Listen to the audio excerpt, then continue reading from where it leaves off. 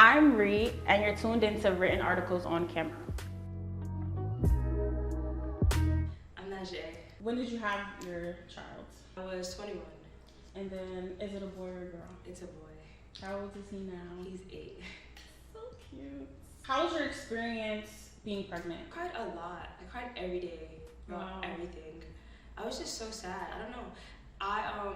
Recently everybody was taking Mother's Day pictures, or like, no, belly bump pictures. Oh.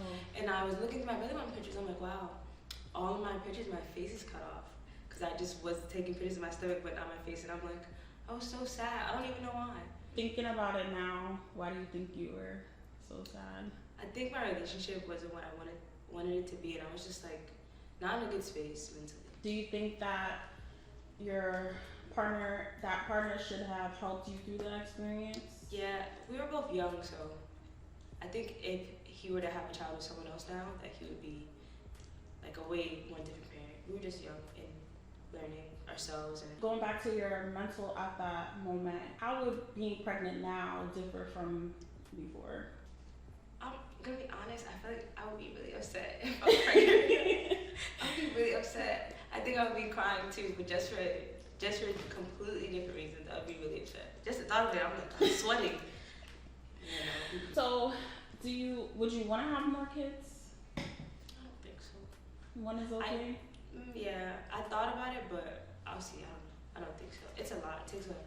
It's a very physical and mental toll on your body. And then when you have children, you just have a anxiety. Right. It's like even traveling. Like if I go out the country, I'm like, God forbid, like COVID happens again. I'm just stuck in another country. I have a whole baby. Like it's a lot. It is a lot. I'm like, just a thought. I'm like, no, it's okay. How was your hospital experience? That's what I really think is something to talk about. So my son has special needs.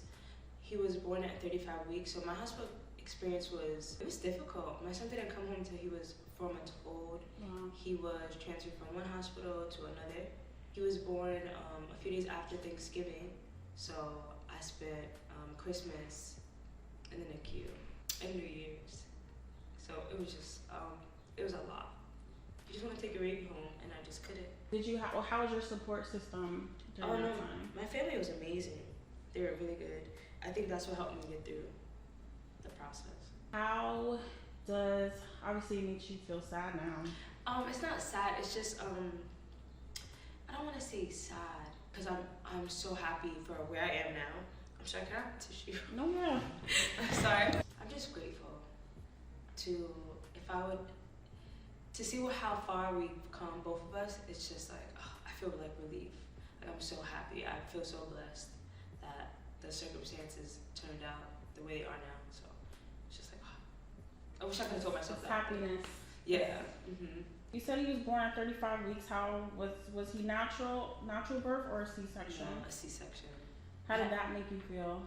It made me feel fine. I was kind of at the point where get this baby out of me.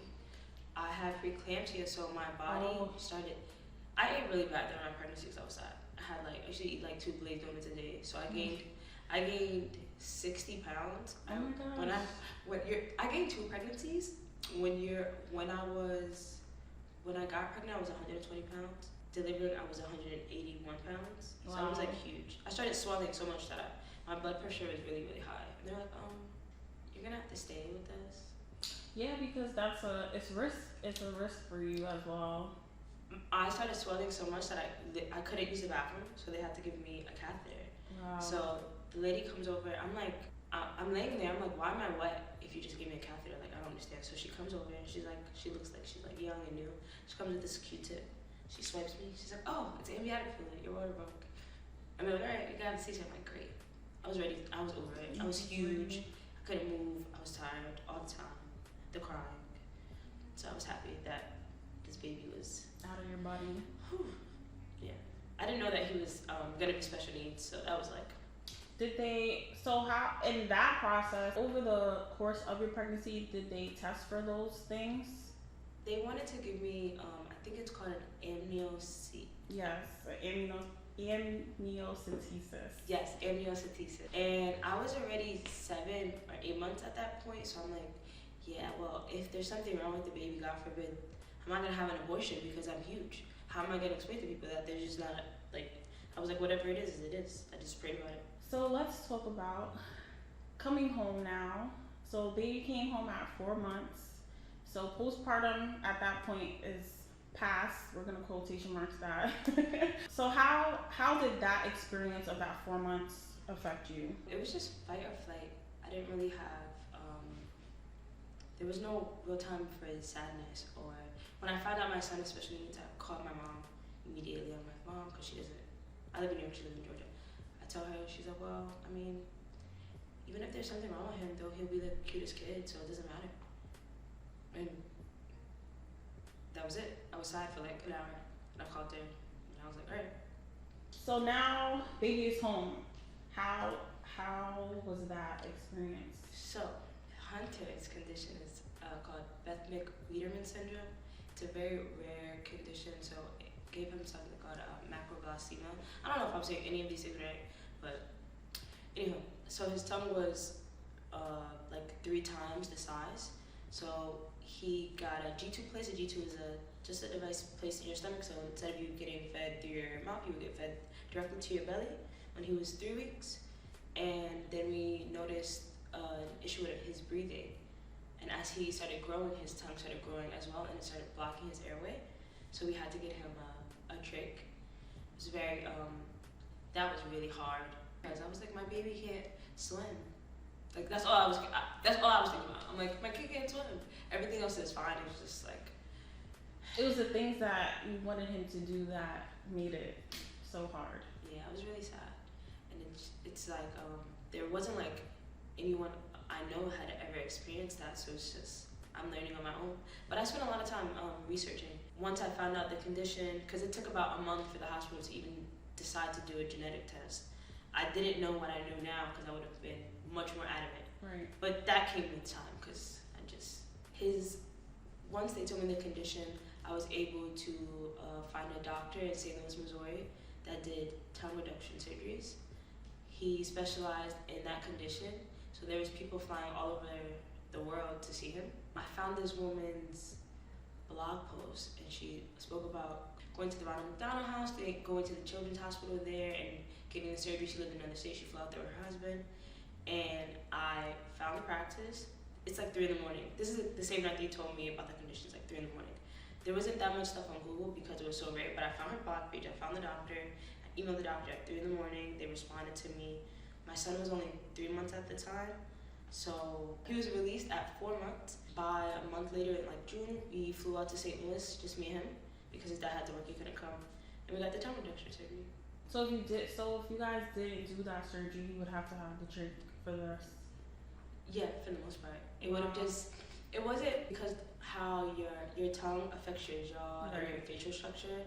If we would have left it like that, it would have just, he would have looked, his face, it would have just not like it wouldn't have, yeah. And if there's something that we could do, so. It's best to do it when they're smaller Actually, than wait, I feel. Actually, that's funny that you say that. You're not a doctor, you know that. That's funny, right? When I told the doctors in New York that we were at a hospital in the city at this point. When I told the doctors, I found this doctor in St. Louis, they literally sat there and tried to convince me, 21 years old, that I should wait until he's older and then I should get the surgery done by a doctor here because, traveling to St. Louis is expensive, because wow. I didn't have a job, I wasn't employed, I didn't know anything. I read those 6 doctors to fill because it was so frustrating. So I'm like, so you came in this meeting and you didn't do any research about a condition that you never heard of, and you thought that I was not going to know anything about what you told me? You think I was going to just come in here and take your word for it? It was just silence in the room. I experienced that a lot. That was like from him being a newborn to up until like maybe a few years ago.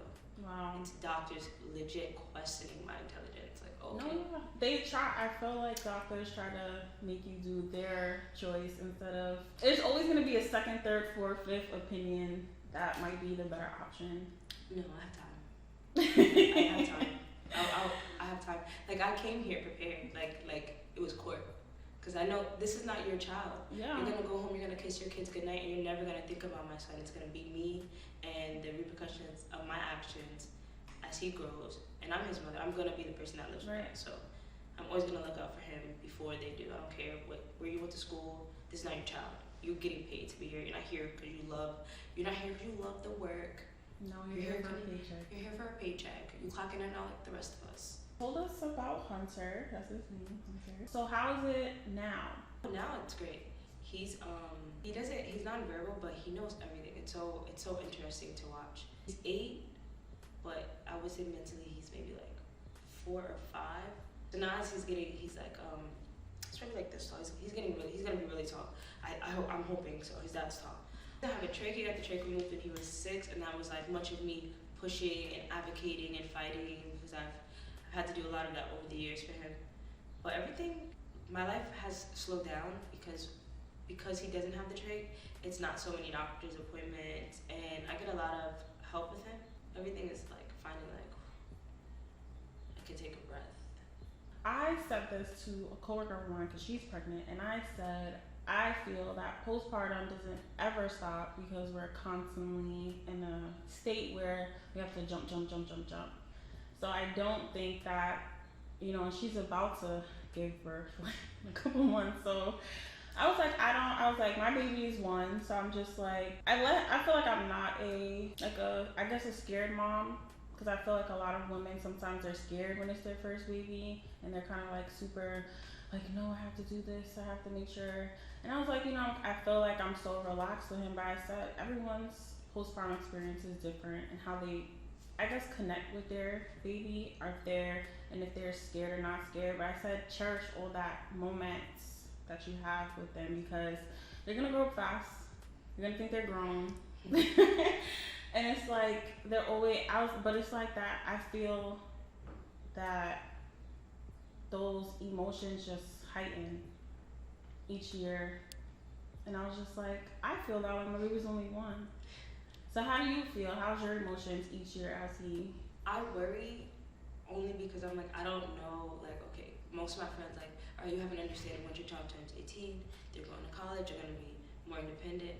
That is not necessarily like a concrete reality for me, because I don't know where he's going to be. So right now my concern is like, am I going to be like a mother for, not that you stop being a mother, but am I going to have to be this type of mother for forever? So that's the main thing I worry about. Other than that, I'm just like, it's getting easier. I'm just so happy to watch him grow.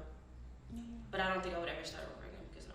So going back to pregnancy, did you have cravings? I feel like people have cravings, and yeah, I loved everything sweet, and I don't even like sweets. I was eating glazed donuts daily. I ate chocolate. Do you like it normally? I like chocolate, yeah. But did you like it like you liked it then, or no? No, I usually just wanted chocolate or fried chicken. Yeah, those are like my 2 like go-to things. Did you ever cry over food? No. I was just always hungry. I'm happy because I'm so fat. The Chinese restaurant, I messed up my order, and they were closing. I called them back, and I had the lady on the phone for like 10 minutes just crying. Oh my god! You guys are closing. I'm pregnant. I can't. I cried a lot over food. What advice would you give to young moms, since you were a young mom first? Focus on your kids and get your bag. Like, that's it. There's not really nothing much to that. Just focus on your kids and get your money, and make sure that you're always trying to do things that better your child's life and just the future. Start planning today for the life that you want tomorrow. And then what's your advice for moms that have special needs children? It's not your fault, and just live your life. Like, it had to be someone. It happened to be you. This is life, man. And if your family or people don't support you, then there's a whole bunch of groups on Facebook and Twitter that are people that have experienced what we experienced. There's a lot of resources out there that you need to fight for. But if you gotta fight and you gotta Google the laws, because that's my favorite thing to do, of Googling the laws and the fine print of everything, then yeah. Then it's your child and you know it's special. It's your child and you know it's special.